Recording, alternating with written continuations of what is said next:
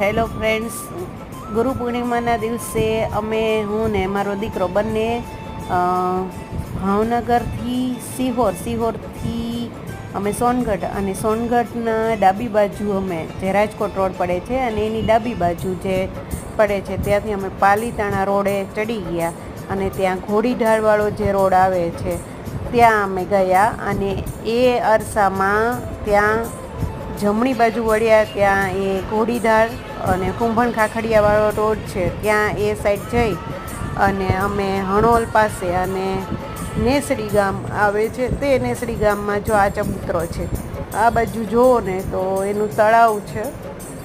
અને અત્યારે અમે જઈ રહ્યા છીએ હિંગળાજ માતાના મંદિર પાસે, અને આ મંદિરમાં અમે દર્શન કર્યા.